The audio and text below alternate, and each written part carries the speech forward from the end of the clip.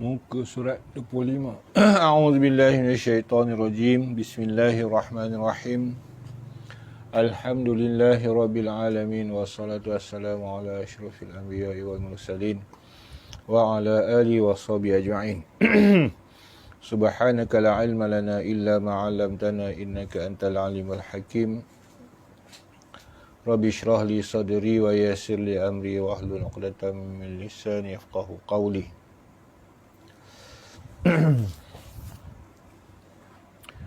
Syahdan, muka surat 25.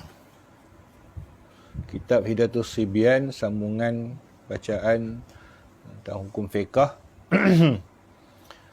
Itu kita berhenti tentang hukum sembahyang Jumaat dan syarat-syarat Jumaat. Hari ini masuk bab khutbah.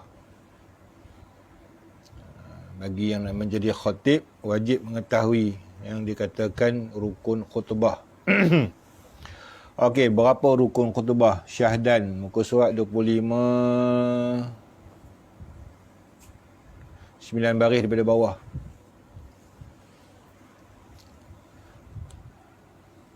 Bermula rukun dua khutbah itu 5 perkara.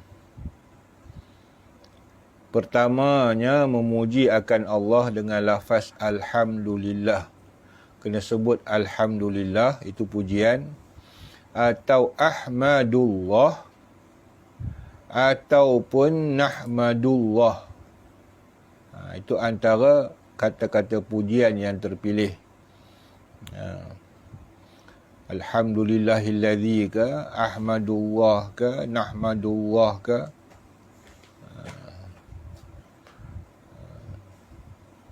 Tidak sah disebutkan Bismillah hamdan. Kalau terus hamdan je tak boleh lah. Dan barang yang seumpama yang demikian itu, yang seumpama makna kata memuji Allah Ta'ala dengan tahmid, maka khususan dengan lafaz alhamlah, ataupun yang datang daripada perkataan mushtaq daripada perkataan hamidah, yahmadu, nahmadu, ya. Okey. Maka dia masuk rukun. Rukun ni mesti didengari oleh 40 orang ahli jemaah yang wajib Jumaat. Kalau tak didengari kalimah alhamdu, maka tidak sahlah khutbahnya, atau dibaca dengan yang tidak fasih. Contohnya dibaca alhamdulillah, maka ha menjadi ha. Hukumnya tidak sah perkataan tahmid tersebut. Perkataan memuji tersebut tidak sah, maka tak sahlah dua khutbah. Dan barang seumpama yang demikian itu daripada segala lafaz puji, tetapi tertentu dengan lafaz Allah, kena ada kalimah Allah situ, maka tiada memadalah Alhamdulillahirrahman, tak boleh. Dan seumpamanya. Keduanya, salawat atas Nabi SAW sekurang-kurangnya Allahumma salli ala Muhammad, ataupun seperti katanya Allahumma salli ala Sayyidina Muhammadin, atau usalli wa nusalli ala Sayyidina Muhammad. Memadalah. Dan tiada disyaratkan lafaz Muhammad, tetapi memada dengan lafaz Ahmad pun boleh. Atau An-Nabi dengan alif lam ta'rif. Al-Nabil Mahi. Atau Al-Hashir. Al-Nabil Al-Hashir. Tapi tak boleh dengan dhamir. Contoh, Allahumma salli alaihi wa sallimu tasliman kathira. Dia tak bubuh nama Muhammad situ. Itu tak sah. Dia mesti ada dengan lafaz nama khusus pada Nabi. Bukan nama umum dengan dhamir atau dengan ganti nama. Ada kadang-kadang dulu berlaku cetakan khutbah yang dijual, ada yang mengambil selawat yang tidak bersebut nama Nabi Muhammad, dia sebut Allahumma salli alaihi wa sallim tasliman kathira. Itu selawat yang macam tu tidak sah. Kerana Allahumma salli alaihi itu tak ada rujuk kepada siapanya tu. Kena sebutlah Muhammad. Ini rukun. Kena perhatilah. Dan tiada disyaratkan habis tu. Dia kata, dan seumpama demikian itu daripada segala nama yang tertentu dengan Nabi Muhammad SAW pada itu maqam. Kalau nama tu umum tak boleh. Dan tiada memada dengan dhamir yang kembali kepadanya alaihi. Allahumma salli alaihi wasallim. Contoh, tak boleh. Padahal tiada disebut nama Muhammad. Tapi kalau Allahumma salli ala Sayyidina Muhammad wa ala alihi wa sahbihi wa barik wa sallim alaihi taslima, tu tak apa. Dan tiada memada pula sirah yang lain daripada selawat seperti rahimallahu Muhammad. Dia kena selawat usalli ke, as-salatu ke, ya, usalli wa usallim ke. Dia tak boleh guna ganti dari makna salawat itu, solat itu kepada kalimah lain walaupun maknanya sama, rahimullah. Ya, maknanya sama tapi ditukar. Tak boleh umpamanya. Ketiganya wasiat dengan takwa, artinya dengan suruh takut akan Allah seperti katanya ittaqullah atau ati'ullah atau u'budullah atau raqibullah. Dia tak semesti dengan ittaqullah saja. Setengah orang faham dengan ittaqullah saja, yang lain tak boleh. Maka dengan kaedah ini, mana-mana ungkapan yang termasuk dalam khutbah yang mengingatkan kepada taqwallah itu dah jadi rukun. Tetapi dengan syaratnya berlafaz dengan bahasa Arab. Kalau dihukumkan khatib ini dia bacanya khutbah, dia tak sebut ittaqullah. Ya. Kemudian dibahas, ini berlaku. Dia kata, saya sebut juga tentang peringatan takutkan Tuhan dalam tu. Tapi dia cakap Melayu. Maka sebab itu jalan ihtiyat, jalan supaya jangan bergaduh, kita letakkan sebagai syarat, kena ada ittaqullah. Atau ati'ullah, atau u'budullah, atau raqibullah dengan lafaz bahasa Arab. Okey. Ketiga-tiga rukun ni wajib ada dalam dua-dua khutbah. Ingat, kadang-kadang orang Arab dia berkhutbah, pada lafaz pertama ada ittaqullah pada khutbah pertama, khutbah kedua tidak ada ittaqullah. Itu pada mazhab dia gitu. Ya, dia satu je rukun dia. Jadi pada mazhab kita Syafi'i, dia dua-dua khutbah tu kena ada tiga-tiga rukun ni, wajib. Ketiga-tiga rukun ni wajib dalam kedua-dua khutbah. Tu kena ingat siapa yang dia khatib. Okey. Keempatnya, membaca satu ayat daripada Quran yang memberi faham ia pada salah satu daripada dua khutbah. Syaratnya satu ayat walaupun pendek. Jangan tak sampai satu ayat walaupun panjang. Jadi orang yang buat khutbah kena perhatikan ayatnya mesti komplit. Kalau tidak komplit satu ayat maka tidak sah. Okey. Khutbah pertama dia baca ayat pun boleh, dia pilih khutbah kedua untuk dia baca ayat pun boleh. Tetapi afdalnya yang mana? Afdalnya pada khutbah yang pertama. Tetapi dibacakan pada khutbah yang pertama itu afdal. Maka sebab tu khutbah-khutbah kebanyakannya diletakkan ayat Quran selepas tahmid. Selepas ittaqullah. Supaya takut ketinggalan.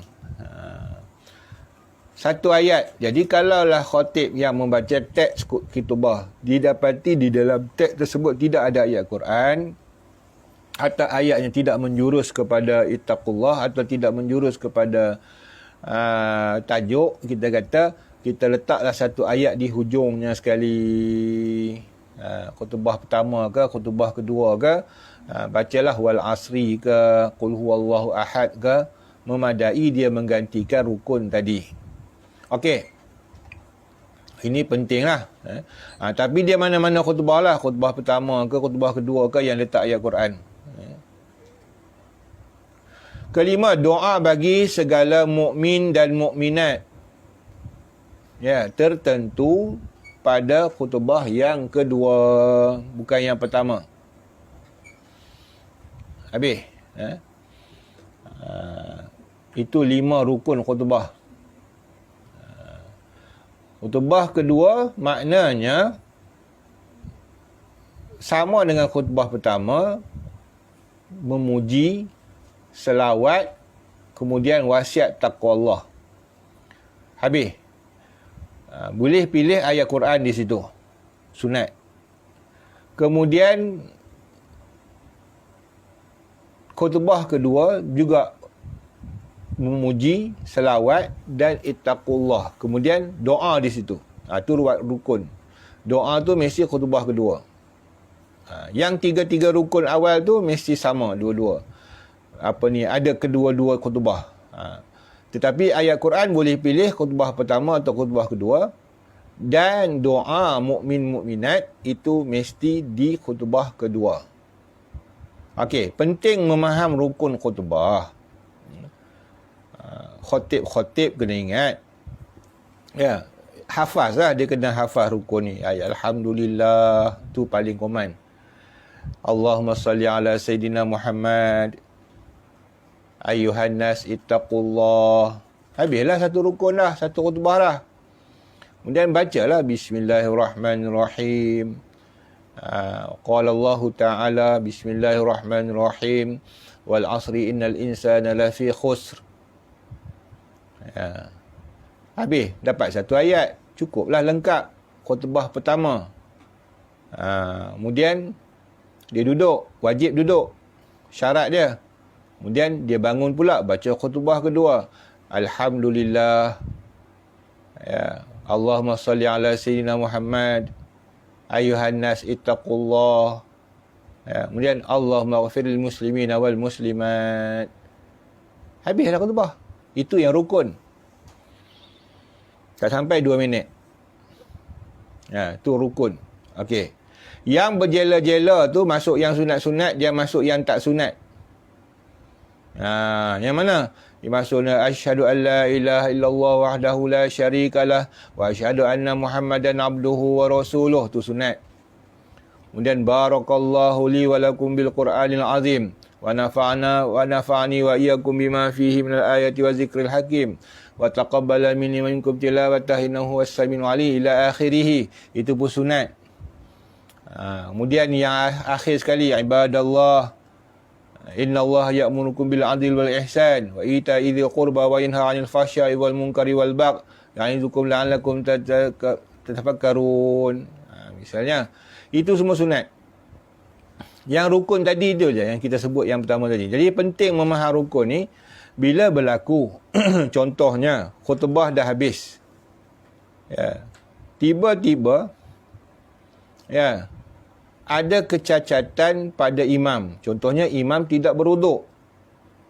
Dah habis khutbah yang kedua baru dia teringat, Allah, saya ni tak ada wuduk sebenarnya tadi. Maka khutbah perlu diulang.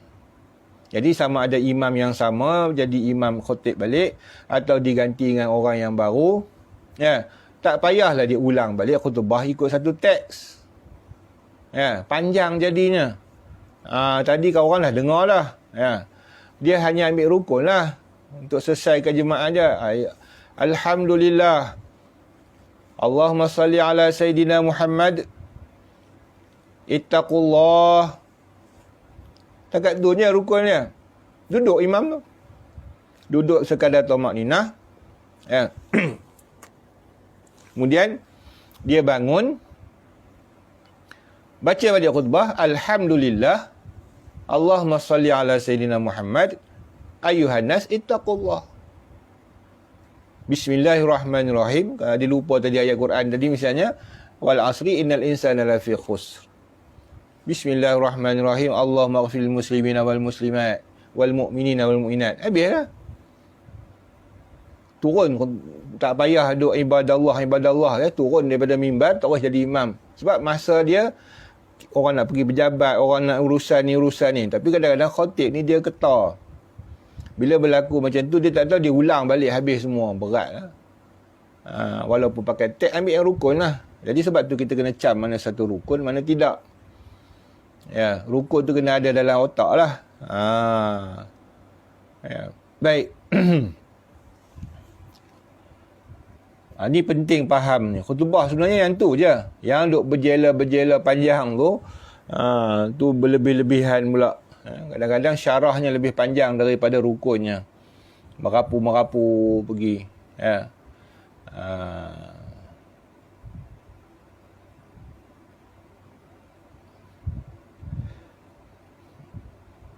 Dan sunat tertib pada segala rukun yang 5 ini seperti aturan yang tersebut. Kalau tunggal langgang pun tak ada masalah.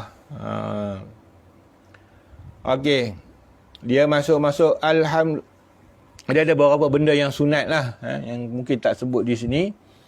Ya. Dia masuk rukun-rukunnya. Jadi sunat bagi imam, khatib, dia naik atas mimbar, memberi salam terlebih dahulu. Assalamualaikum warahmatullahi.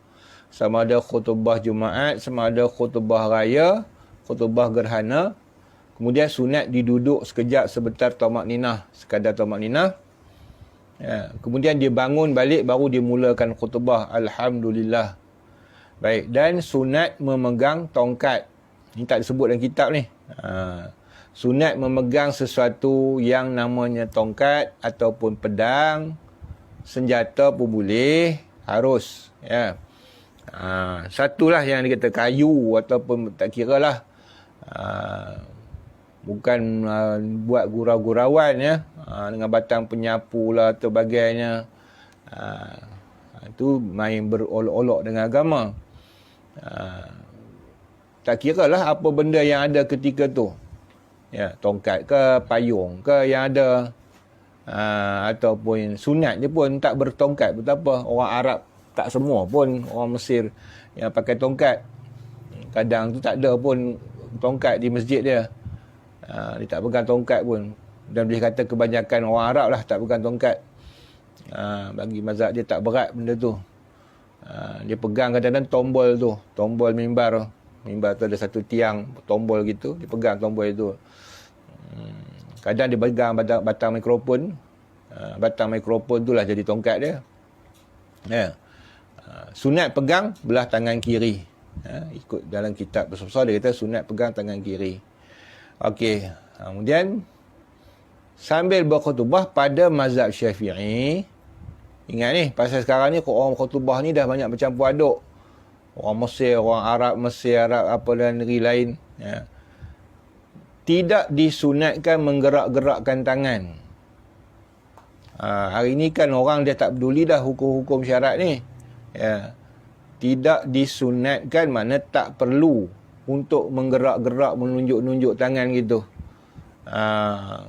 Sidang jemaah. Ya. Tapi kalau orang Arab tu memanglah khutbah dia tu tangan dia kiri kanan angkat gitu. Ya, macam nak terbang pun ada kadang-kadang. Semangatnya. Ya Allah gitu. Itu perangai orang Arab. Itu tidak boleh kita jadikan contoh sebab itu kalau ikut dalam hukum fiqh kita makruh menggerak-gerakkan tangan. Tapi hari ini kalau dalam YouTube mana khatib yang menggerakkan tangan berceramah, komen tontang ni, itu dipuji.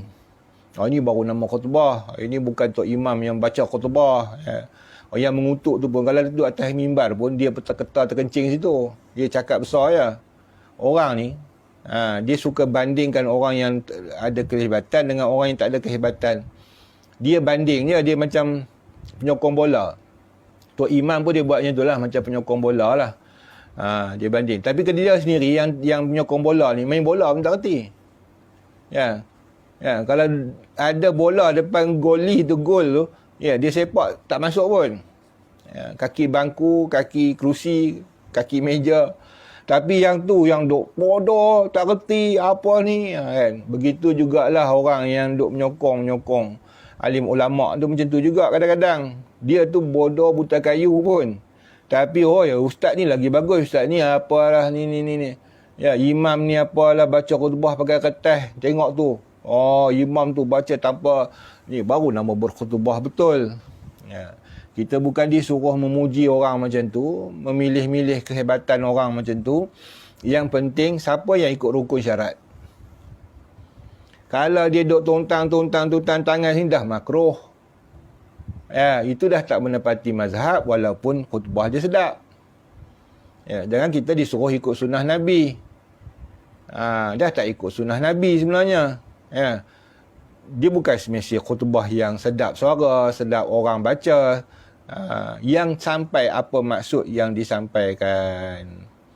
Ya, tapi dengan kadang-kadang adabnya tak ada, ya, mata kiri kanan tengok. Ini kira ikut makruh, berpaling-paling khotib kanan kiri tu makruh. Ya.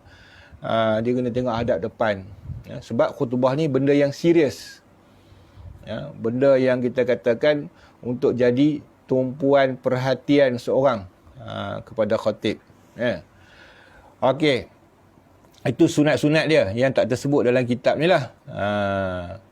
Kemudian antara dua khutbah tadi ni, ya, dia wajib duduk rukun dia. Rukun dia wajib duduk sebentar. Nanti ada sebut sini. Duduk tu nak baca apa? Bacalah apa pun, walaupun baca qul huwallah, dia ada doa dia. Kita pun tak hafaz doa dia tu. Kemudian bangun balik, baca khutbah balik. Ya, okey, kita tengok seterusnya dalam kitab.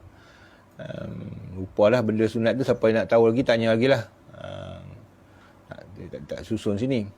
Dan bagi dua khutbah itu 10 syarat pula. Dia ada semaya ada syarat, khutbah apa ada syarat. Pertama, bahawa adalah khatib itu suci daripada hadas kecil dan hadas besar. Ingat ni khatib naik mimbar, wuduk tak ada. Ni haru. Ya.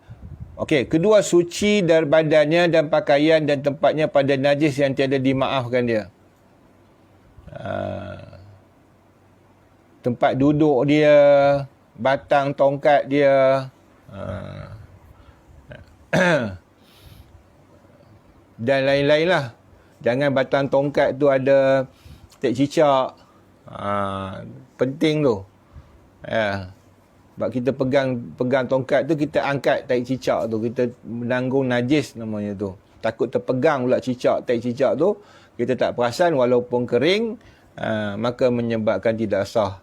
Ataupun memang ada tek cicak kat tiang batang tongkat tu, tak ada siapa pun tok siap yang basuh. Dia ambil kain buruk, dia lap gitu. Semua batang tongkat tu mutan najis. Jadi tak sah. Itu penting dalam perkara-perkara tu. Okey.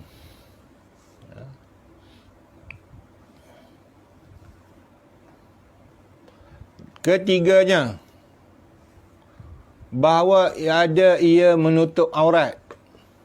Ada bahawa dia menutup aurat. Jangan tok imam pakai kain. Macam mana kalau tok imam pakai kain, seluar dalam tak pakai. Mimbarnya tinggi. Macam mimbar orang dulu, macam mimbar Mekah tu. Mimbarnya sampai 12 tangga, duduk atas sekali. Makmum duduk bawah dia tengok gitu. Tengok-tengok nampak tok imam punya. Tok khatib. Sah tak jemaah khutbah? Sah. Ya, sebab dia tengok pada bawah. Tengok pada bawah sah. Kalau tengok daripada tepi yang tak sah. Faham kan? Nak tahu orang dulu, kain dalam tak pakai, seluar dalam tak pakai. Pakai kain pelekat je naik atas mimbar. Sekarang tok imam dah pakai jubah serban bedah. Tapi yang pelik dia pakai kain pelekat. Pakai jubah tapi kain pelekat. Tok Arab dia pakai jubah, pakai seluar. Keempatnya, bahawa berdiri ia bagi membaca khutbah jika ketiadaan uzur tu. Rukun tu, wajib berdiri, tak boleh duduk. Kecuali orang uzur, tok khatib dah tak ada lah kampung tu. Tinggal seorang je tok khatib. Ya, dia boleh duduk ya baca khutbah. Maka dia duduk. Bila sampai antara dua khutbah, dia kena bezakan antara duduk dan berdiri. Maka dia kena berdiri sekejap. Kalau dia larat, dia berdiri sekejap. Begitu dia duduk balik, baca khutbah kedua pula. Dia terbalik jadinya, orang yang uzur. Kelimanya, bahawa duduk ia antara dua khutbah lebih sedikit daripada kadar tumakninah sembahyang. Ni berlaku kes ni. Memanglah orang duk tengok hari-hari. Hari-hari kita tengok orang khutbah semuanya, tok khatib habis satu khutbah duduk. Itu bangun balik. Ya. Tak pernah jumpa orang yang baca khutbah straight, tak pernah duduk. Pasal benda tu dah daripada kecil kita tengok gitu. Benda ni tak hafaz pun kita tahu dah. Tetapi jika nak berlaku kesilapan, kalau Tuhan nak bagi, dia tersilap. Itu jangan heran. Ya, dalam kes yang kita kata ada Tok Imam yang dia dirakam pula bacaan dia, baca Fatihah, ihdinas siratal mustaqim ke dia tak baca. Pelik tu kejadian tu. Ya. Pelik itu kalau Tuhan nak takdirkan siapa-siapa saja pun walaupun dia hafaz 30 juzuk. Ya, bila dah jadi imam dia punya keta, dia punya ada permasalahan kita tak tahu, Tuhan cabut ingatan tu. Ya, bila dicabut ingatan tu boleh tertanggal huruf Fatihah tu. Ayat-ayat Fatihah tu. Fatihah ni kita kata kalau gerak-gerak bangun tidur, "Oi, bangun baca Fatihah," kita boleh baca. Punya hebatnya Fatihah tu. Ya, kalau kata bangun gerak-gerak, "Oi, baca surah Yasin." Kita duk fikir lagi cari kat mana ni. Yasin mula pada apa? Yasin awal Quran. Kita cari dulu. Baru kita boleh nak baca. Tapi kalau Fatihah ni gerak-gerak, kita kenyang-kenyang Alhamdulillah Rabbil Alamin Ar-Rahmanir Rahim. Maknanya payahlah nak tersilap Fatihah ni. Dia dah melekat sebati sedarah sedaging dalam diri kita dah. Tu kata sebab tu ulama apa-apa baca Fatihah. Apa-apa baca Fatihah. Sebab Fatihah yang paling senang baca. Ya. Walaupun dia panjang pada Qul Allah walaupun pendek susah baca. Susah. Berat, dia antara surah yang berat. Berat sebenarnya. Berat pasal apa? Dia menanggung makna yang tinggi dalam Qul Huwallahu Ahad tu. Bila kita amalkan baca Qul Hu 10 kali sehari, berat juga walaupun dia ringan. Orang sanggup baca Yasin lagi sehari-hari dia baca Yasin daripada baca Qul Hu 10, 20 kali, 100 kali. Sedangkan Qul Hu senang je. Dia punya tu tanggung surah tu berat. Kita rasa macam tu. Jadi Fatihah boleh tersilap. Tu maknanya Allah Taala takdirkan begitu tu bukan pilihan dia, tu terlupa tu Tuhan cabutkan ingatan. Itu kita kena ingat semua. Tak semua diri kita ini benda yang kita mahir perfect, benda tu akan jadi tak salah. Ya. Al-insan la yakhlu 'anil khata' wan nisyan. Manusia tu tak sunyi daripada tersalah dan lupa. Semalam kita sebut dah. Ya.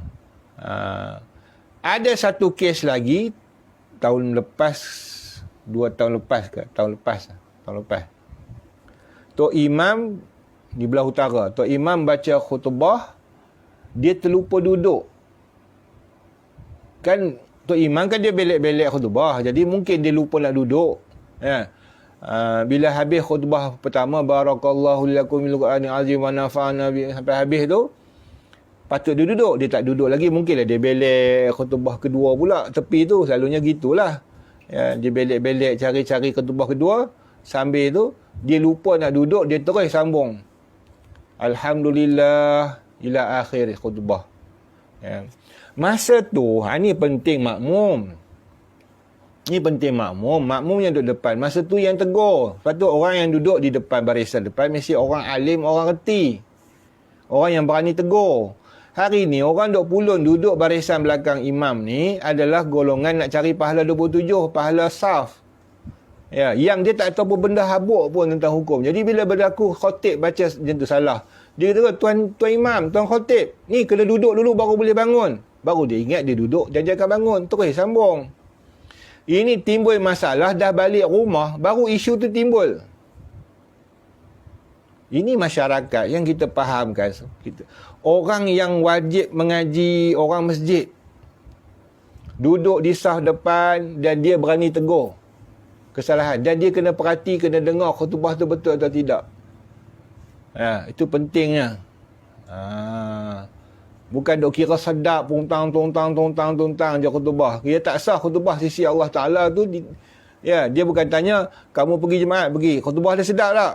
Tak sedap. Ya, piap tibai tok imam. Pasal apa? Baca khutbah tak sedap. Tak, tok imam tak kena. Dia baca khutbah cukup rukuk tak? Cukup. Selesai tak? Selesai. Alhamdulillah. Jalan. Ni khotib siapa? Khotib import. Ya. Dia baca khutbah okey, sedap. Oi, dia bantai kerajaan apa semua habis. Ini baru berani tok khotib ni. Khutbah rukun cukup tak? Yang tu saya minta perasan lah. Ya. Rukun tak cukup. Ayat dia baca semua pendek-pendek, tak cukup satu ayat. Dia memang bawa ayat Quran tapi ayat tak cukup. 10 ayat yang dibaca sebagai dalil semua tak cukup satu ayat. Oh, dia macam mana ni? Tak sah jemaah hari tu. Macam mana nak jawab? Orang kan dia petikai tu. Dia petikai masalah-masalah sedap tak sedap khutbah. Okey. Jadi terlupa. Bila terlupa orang depan ni tegur wajib. Tok Imam, khotib kena duduk dululah. Tok Imam lupa kot. Dia kena duduk dulu. Baru dia bangun pula.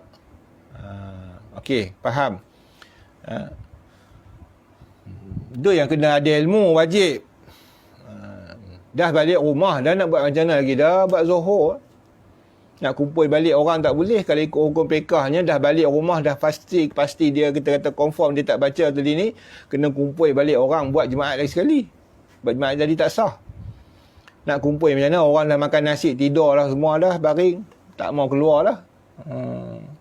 Keenamnya, hendaklah berturut-turut antara dua khutbahnya.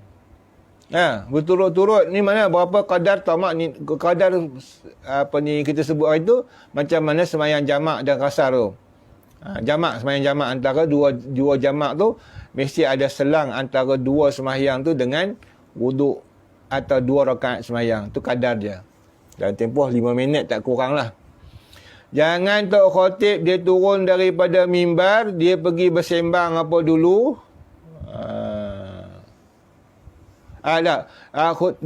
Dua khutbah tadi ni, dia baca khutbah, kemudian dia turun khutbah pertama, pergi jamban apa semua, masuk patah balik. Itu tak sah. Bila seorang khatib, khutbah pertama dia batal, dia habis khutbah ke tak habis ke, elok habis khutbah dia pun batal, dia pergi ambil wuduk. Bila dia masuk balik, dia kena ulang balik khutbah pertama tadi. Itu sebab wajib tahu rukun. Jadi kalau gitu, dia cuma ulang yang rukun je lah. Kemudian dia duduk, kemudian dia bangun, baca khutbah kedua. Tapi kalau yang tak reti ni tadi ni, dia pergi ambil wuduk apa semua, dia sambung je khutbah kedua, dah tak sah. Itu penting ilmu. Ataupun dia batah balik, dia sambung apa ni, khutbah tadi dia kata kena ulang balik, dia faham kena ulang balik, dia ulang daripada awal sampai habis dengan benda yang mengarut-mengarut pun, habis satu teks khutbah lah dia hafaznya, dia bacanya, jadi panjang masa, jadi berlarutan masa pula, susahkan orang pula. Tapi kalau khatib yang cerdik, dia ambil rukun je balik, tak sampai 1 minit lah rukun, 5 saat 6 saat ya. Itu dia. Okey. Ketujuhnya berturut-turut antara dua khutbah yang kedua. Jadi kalau kita kata tok imam batal wuduk, memang tak boleh berturut-turut. Naik tok khatib barulah. Khatib baru tadi buat rukun pendek. Jangan duk kalut ulang balik pada awal macam dalam teks. Pening lah makmum nak tunggu. Tu penting ada ilmu pada kedua-dua imam dan khatib. Jadi apa-apa masalah dia boleh selesai. Jadi macam kes-kes apa pun, orang yang di depan mimbar tu biarlah orang yang reti rukun syarat. Jadi kalau khatib tersalah, dia boleh tegur. Bermula dhabit berturut-turut itu dengan sekira-kira tiada lulus antara keduanya itu 2 rakaat sembahyang yang ringan keduanya. Itu yang dikatakan dhabit tu apa dia? Makna catatan yang mengatakan apa yang masukkan berturut-turut 2 khutbah, masa kadar mana? Kadarnya 2 rakaat sembahyang. Ke-8, bahawa ada 2 khutbah itu dengan bahasa Arab, artinya segala rukunnya jua. Yang lain tak apalah, dia syarah bahasa Melayu ke, Jawa ke, Banjar ke, Tamil ke, tapi yang rukun mesti bahasa Arab. Ke-9, bahawa memperdengar akan 2 khutbah itu bagi sekalian yang 40. Kalau tak dengar, tak sah. Kecuali suara imam tu kuat. Ini penting. Suara imam mesti kuat. Yang mana kadar imam tadi bila dia bercakap 40 orang dengar. 40 orang dengar. Jadi timbul masalah bila blackout ataupun bukan blackout, hujan yang lebat.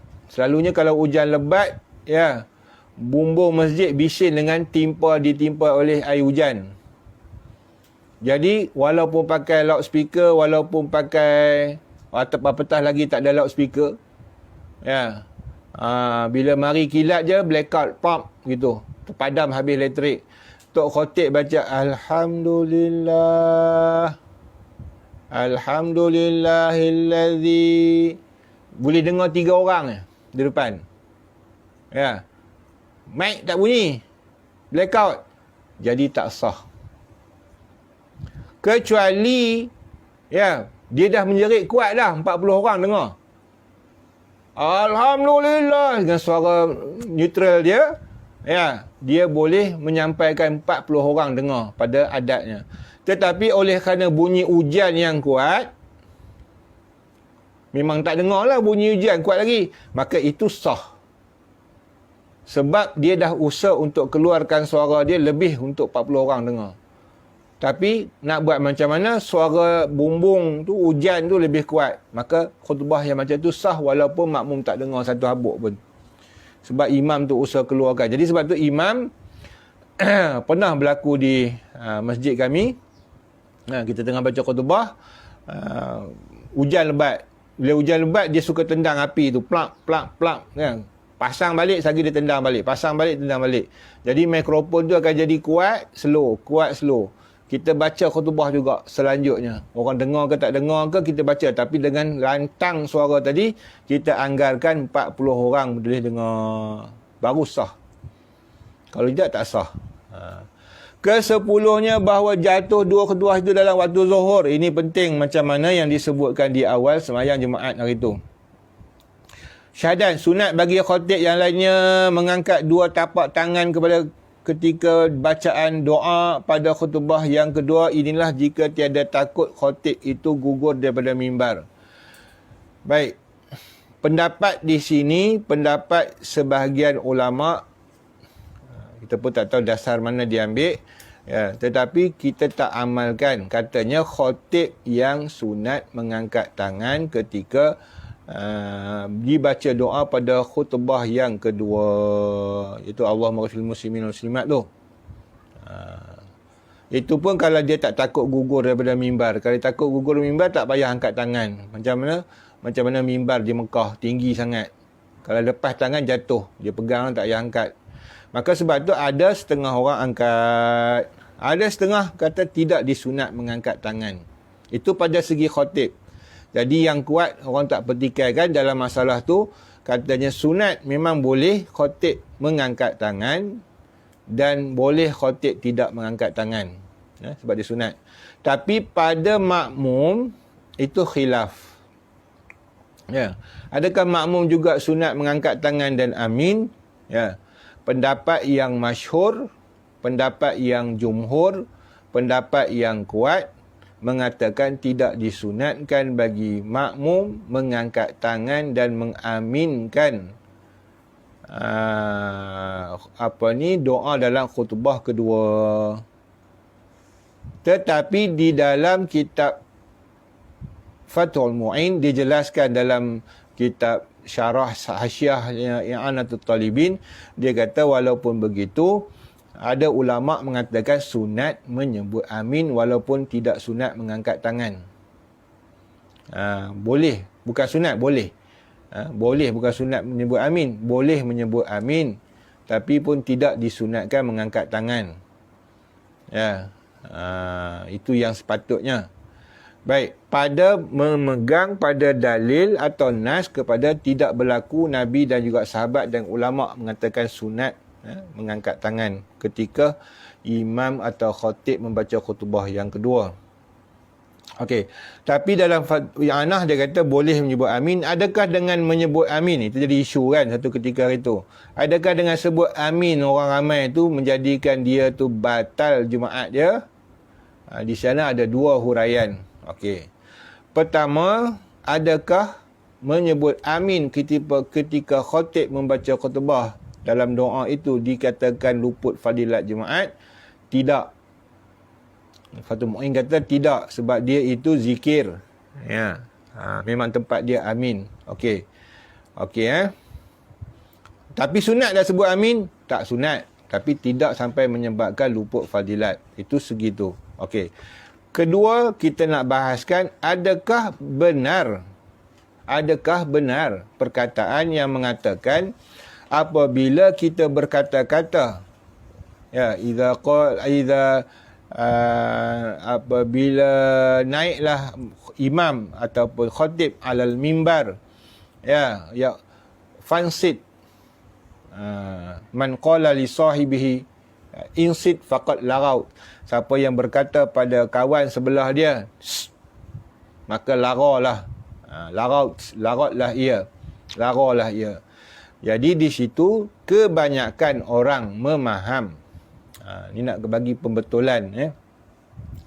Ramai orang faham bila sebut sit ataupun bercakap ketika khatib membaca khutbah, hukumnya adalah luput fadilat Jumaat. Kebanyakan begitulah. Kebanyakan. Ramai sangat yang faham begitu. Tak salah faham gitu sebab dia mensyadidkan benda tu. Supaya jangan orang senang-senang nak kata boleh bercakap masa tu. Tapi hakikat sebenarnya, ya, ulama' berkhilaf dalam perkara tu. Ya, kebanyakan ulama' dia kata hukumnya makruh sahaja bercakap-cakap ketika khatib membaca khutbah. Bukan haram macam semayang. Semayang ia haram lagi batal. Ya. Fuqaha kata makruh. Jadi kalau makruh, dia tidak sampai meluputkan fadilat. Tak luput fadilat Jumaat. Sebab dia makruh je. Kalau haram, dia boleh luput fadilat Jumaat. Jadi kita berpegang jumhur makruh, bukan haram. Maka mana yang pegang pada makruh, hukumnya tidak luput fadilat Jumaat. Dikuatkan lagi oleh beberapa alim ulama' yang mengarang dalam kitab-kitab fikih, termasuk dalam kitab Al-Halal wal Haram, yang mana beliau menyebutkan dalam kitabnya bahawasanya perkataan insit yang disebutkan dengan cakap dulu, ya, itu maksud dia, itu bukan bererti luput Jumaat, tetapi luput fadilat amar ma'ruf nahi mungkar. Sebab kalau kita buat itu kat kawan, ya, sedangkan dalam tujuannya untuk menegur kesalahan dia, diam misalnya, maka itu patutnya dapat pahala. Ya, kita tengok orang tu bersembang tu tak boleh masa khutbah. Itu patutnya orang yang buat gitu dapat pahala. Tapi oleh kerana dia sendiri bercakap buat gitu masa khatib, maka pahalanya gugur. Pahala apa? Pahala dia buat sud tu. Patut dia dapat pahala sebab dia buat sud. Gitu. Bukan pahala jemaat dia. Jadi sebab itu kadang-kadang kita tengok orang tua-tua, dia biar je budak-budak main masa orang baca khutbah. Dia tak tahu, tak dia tegur ni, berdosa dia kata. Haram lagi aku balik tak dapat pahala jemaat. Salah tu. Dia kena tegur tu amar ma'ruf nahi mungkar. Sebab dia tegur hanya makruh. Faham? Tapi menegur, bercakap hanya makruh, tapi menegur kesalahan anak-anak sekalipun kalau benda yang wajib pula, maka itu dah jatuh wajib mendidik ketika tu. Jadi kata ulama, yang gugur pahala tak dapat larau itu adalah bukan sembahyang jemaatnya, tetapi pahala dia buat insit tu.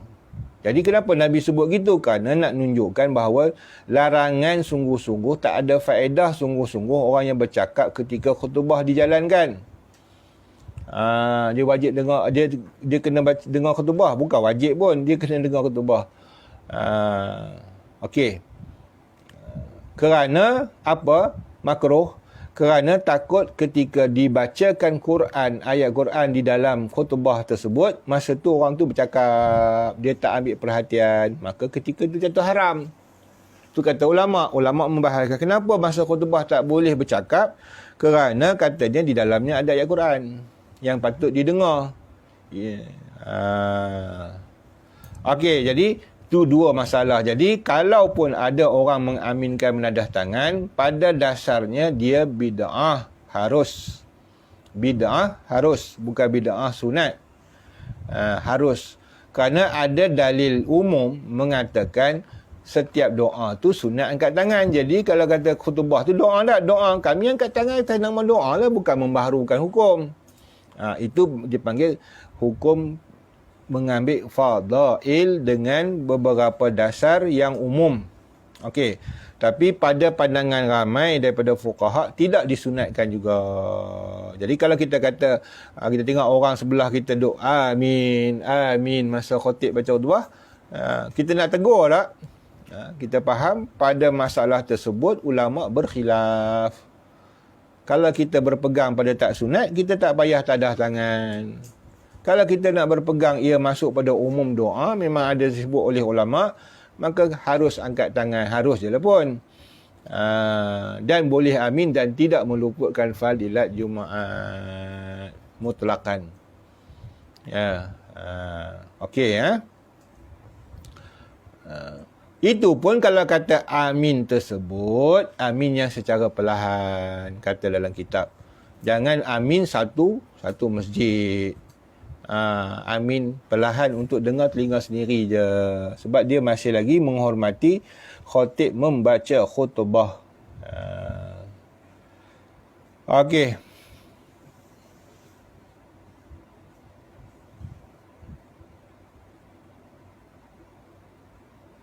Dan sunat bagi orang yang mendengarkan khutbah mengangkat akan suaranya dengan selawat atas Nabi SAW boleh. Pada ketika menyebut oleh khatib akan nama Nabi, itu tak jadi luput fadilat. Jadi sebab tu bila sebut amin dalam doa tak luput fadilat, sebab selawat kita boleh sambut. Kalau tidak, selawat tak boleh sambut lah. Nampak tak ulama nampak itu. Jadi ilmu fiqh ni dia luas. Jadi kadang-kadang dengar satu pendapat ulama ni, weh nampak sempit sangat. Ya. Dan kan orang dah jadi dah ramai dah macam tu. Ya. Duk beramin amin, angkat tangan. Kita nak perbetul benda orang dah ramai buat dah ni, susahlah. Walaupun kita cenderung kepada tak sunat angkat tangan, tapi nak perbetul orang dah buat ramai ni, sebab mereka terpengaruh dengan apa yang dilakukan oleh seorang. Ada ulama seorang buat ke, orang biasa buat ke, akan ikut orang lain.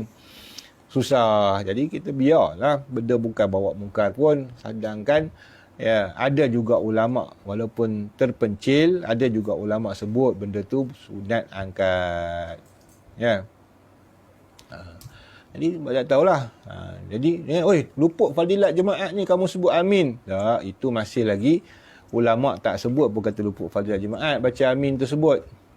Khilaf je. Dia kata tak sunat sebut amin, kalau sebut pun tidak membatalkan fadilat jemaat. Sebab selawat, kata mana kuatnya hukum? Sebab selawat, confirm kat sini, kalau khatib berselawat, kita sunat sebut selawat juga. Kenapa tak luput pula? Sedangkan patut luput lah, macam sebut amin tu. Atau sallallahu alaihi. Dan seumpama selawat di atas Nabi SAW itu, at-taradhi daripada sahabat Nabi radhiyallahu an. Keluarga pada ketika sebut oleh khatib akan nama mereka itu seperti radhiyallahu an, kita sebut radhiyallahu an. Atau radhiyallahu anha, kita pun sunat sebut radhiyallahu anha. Kalau sebut radhiyallahu anhuma, maka sunat kita sebut radhiyallahu anhuma. Radhiyallahu anhum, maka sunat kita sebut radhiyallahu anhum. Atau radhiyallahu anhunna, dan kita pun sunat sebut. Dan apabila berlakulah khutbah menyebut nama Allah, harus bagi orang yang mendengar berkata jalalullah, jallallahu, ataupun azzallahu, atau jalla jalaluh. Yang tu yang senang sebut. Allahu jalla jalaluh, kerana membesarkan dia. Intaha ghayah at-takhlif.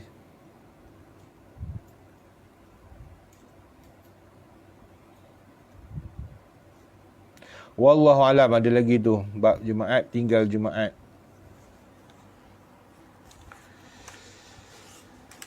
Jap. Fawaid ni. Soalan.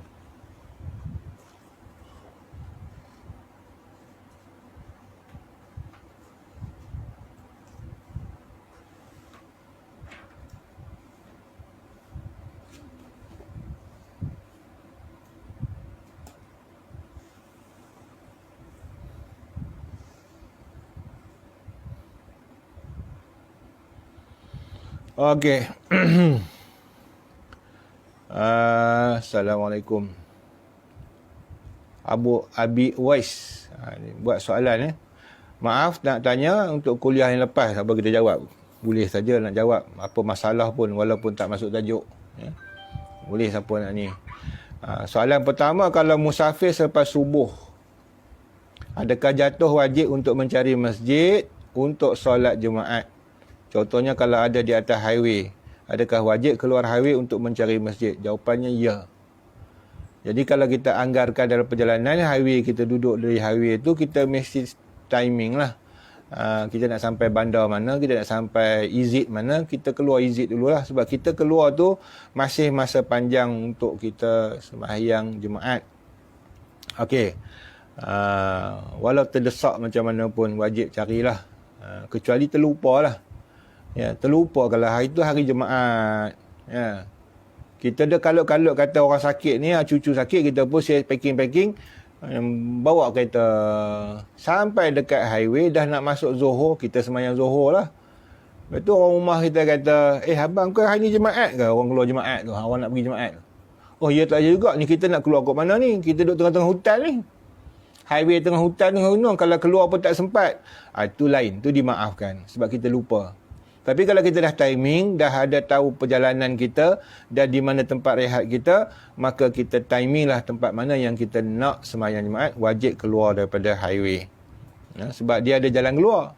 Kalau highway tu tak ada jalan keluar, tak jatuh lah wajib. Nak macam mana? Takkan nak panjat pagar kot. Yang kedua, dalam masa COVID ni, kalau masjid qaryah ni itu tutup, adakah wajib pergi masjid qaryah lain? Okey, tengok keadaan. Kalau masjid qaryah lain itu, dia hampir dengan qaryah kita. Maknanya azannya kita dengar. Dia qaryah lain. Dia border lain. Tapi azannya dengar. Bila dengar azan, maka wajib pergi Jumaat. Jumaat ni, walaupun dia wajib aini, dia jatuh tidak wajib bagi orang yang tak mendengar azan dan duduk jauh daripada masjid. Walaupun satu kampung. Dia satu qaryah. Tapi dia ni duduk ujung kampung. Nak pergi tu kena keluar hutan. Misalnya, ya, keluar jalan. Ya. Kemudian, memang dia tak dengar azan. Maka orang yang macam ni, dia tak wajib Jumaat kalau ikut asas hukumnya. Sebab dia jauh daripada tempat masjid. Jadi, kalau kita katakan kita duduk di kawasan taman, dan setiap taman tu ada Jumaat dia. Dan kita nampak, menara dia pun nampak. Tapi tahu itu bukan qaryah kita. Qaryah kita belah jalan belah sini. Dia jalan seberang belah sana, qaryah lain. Tapi masjid tu dengar azan. Jadi, yang macam tu wajib pergi. Sebab dia jatuh hukum orang yang tidak ada Jumaat pada kampungnya dan ada Jumaat pada kampung jiran dan dia dengar azan, dia hampir, maka wajib pergi Jumaat kampung sebelah. Maka kita hukum gitu. Tempat kita ada Jumaat tapi Jumaatnya tak cukup. Tak cukup tempat. Tak boleh pergi. Tapi kampung seberang ada yang kita dengar azan dia. Yang dekat dengan kita. Maka wajib pergilah. Kalau jauh, tak dengar azan, ya, antara dia, maka tak wajib pergi. Sembahyang Zuhur di rumah lah. Wallahualam. Ada lagi?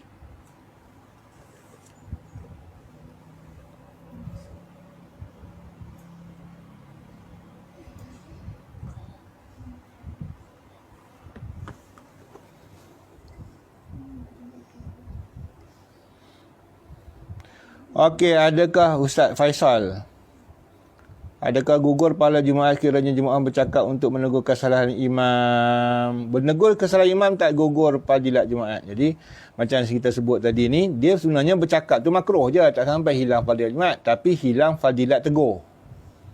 Jadi, kalau khutbah, yang tu tak dapat pahala pula orang yang tegur tu. Ini yang muktamad lah. Sebenarnya bukan gugur fadilat Jumaat. Dia gugur fadilat dia menegur tu. Menegur tu satu amar ma'ruf nahi mungkar. Okey, Dr. Adin tanya, Assalamualaikum. Kalau Waalaikumsalam, jemaah berdua, makmum yang buat faul luput pahala jemaah. Ya, imam masih dapat pahala jemaah. Imam masih dapat sebab dia masih kekal atas dasar nama imam. Yang faulnya makmum, kecuali makmum yang membatalkan fadilat. bukan fadilat, membatalkan jemaah, dia mufarakah. Dia bila mufarakah tinggal imam seorang terkonten-konten, imam dapat satu lah. Macam contoh, makmumnya terkentut batal. Ya, makmumnya pergi keluar, imam tinggal seorang lah dapatnya. Okey, ni Syah tanya, salam Ustaz, salam. Ada imam baca kunut nazilah sebut nama tempat iaitu Pahang. Pahang itu bukan bahasa Arab kan? Minta penjelasan. Wallahu alam. Dalam masalah ni pun kita tak berani nak hukum sah ke tak sah, tapi jalan ihtiyat lah. Jalan berjaga-jaga. Lebih baik kita berjaga-jaga hukum. Baik. Satu pesanan pada guru kami, khutbah pula Allah sana. Kunut ni dia tidak boleh lebih panjang daripada Fatihah. Maka kunut yang boleh panjang pada Fatihah lah kunut nazilah yang syar'i. Kunut syar'i. Kunut syar'i ni kunut yang Nabi buat ya. Jadi bila ditambah dengan perkataan lain, dia ada dua masalah. Satu, kita memasukkan lain daripada khutbah asal. Palestin kita sebut apa semua. Jadi takut kita memanjangkan khutbah dengan sebut nama-nama negeri, Pahang ke, Darul Makmur ke, COVID-19 ke. Kita dah jadi terlebihkan memanjangkan khutbah yang sepatutnya, khutbah juga lagi. Kunut. Kita memanjangkan kunut. Jadi memanjangkan kunut itu batal sembahyang. Sebab dia memanjangkan i'tidal. I'tidal tak boleh panjang lebih daripada Fatihah kecuali baca kunut yang syar'i.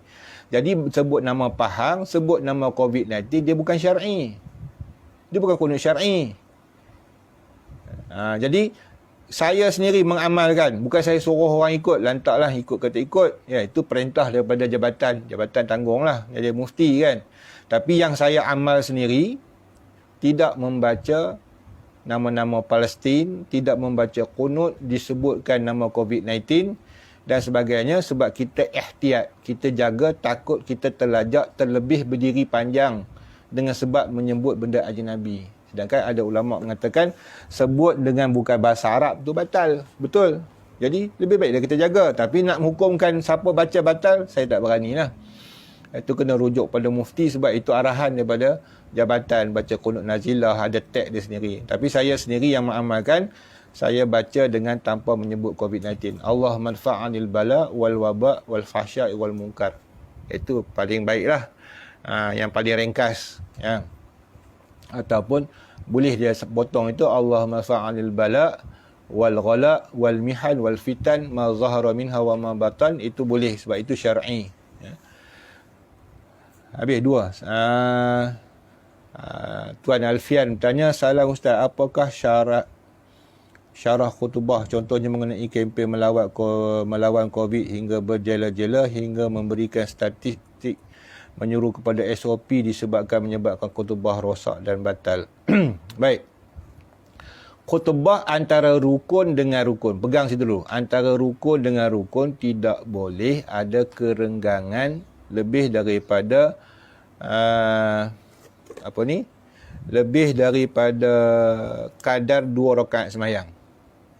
Alhamdulillah dengan selawat dengan ni.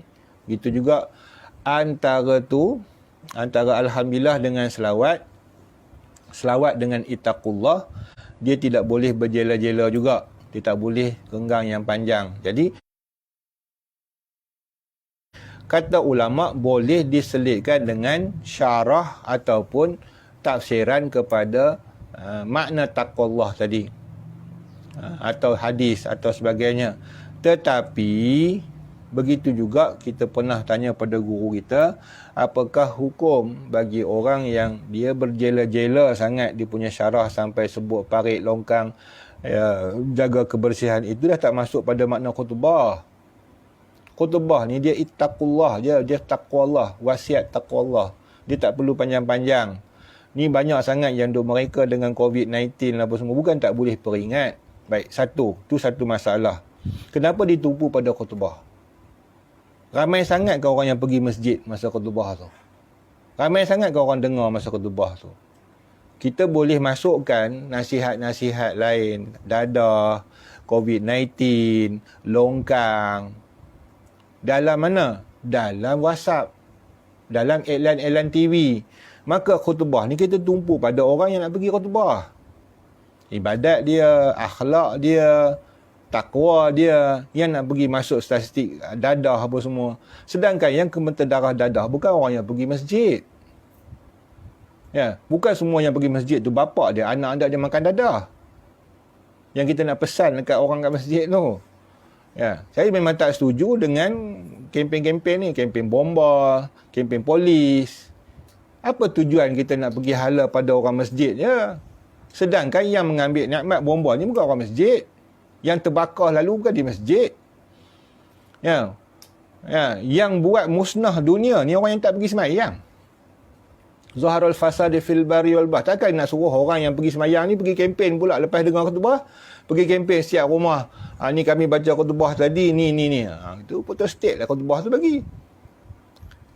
Ya, memang pada dasar ni memang tak setuju khutbah yang ada kempen-kempen ni. Sebab tempat kempen banyak tu. TV ada, radio ada.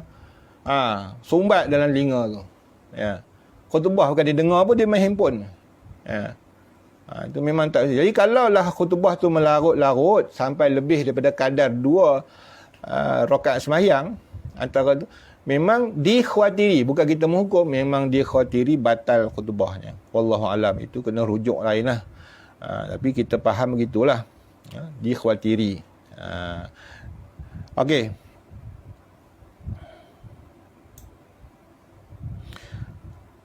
Soalan lagi bawah tu, bagaimana saya sebagai makmum bolehkah ikut imam yang ummi? Confirm tak boleh lah. Imam yang ummi, orang yang ni kena mufarakah, niat farakah lah. Sebut ra jadi ra. Itu salah jali. Ya. Itu dipanggil salah jali. Sebab berubah hukum ra dengan ra. Ra lain ra. Sebab Arab ada sebut ra. Ya. Berbeza dengan masalah huruf yang tak wujud.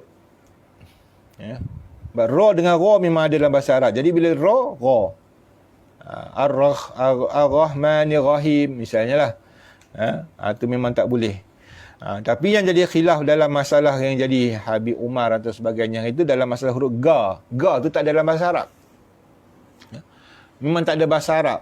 Dia tak berubah. Dia huruf qaf tu dia berubah pada ga. Sebab tu masih khilaf. Kata boleh ikut imam yang sebut ihdinas siratal mustaqim. Dia tak kata mustaqim. Dia mustaqim. Memang makhraj lari. Tetapi huruf ga tu ganti qaf.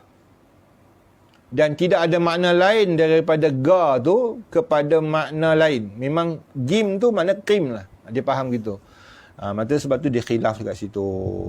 Wallahu alam. Jadi dalam bab ra itu tak ada khilaf. Itu memang kena mufarakah. Imam tu buat sendiri kita. Habis ya? Soalan tak adalah. Sebelah lagi kita ada takmir pula ni. A'udzubillahi minasyaitonirrajim. Bismillahirrahmanirrahim. Alhamdulillahirabbil alamin wassalatu wassalamu ala asyrafil anbiya'i wal mursalin wa ala alihi washabihi ajma'in. Allahumma iftah 'alaina bil arifin, Allahumma iftah 'alaina bil arifin, Allahumma iftah 'alaina bil arifin. Allah nawwir qulubana bi nuri hidayatika kama nawwarta al-ardha bi syamsika bada bi rahmatika ya rahim wal hamd.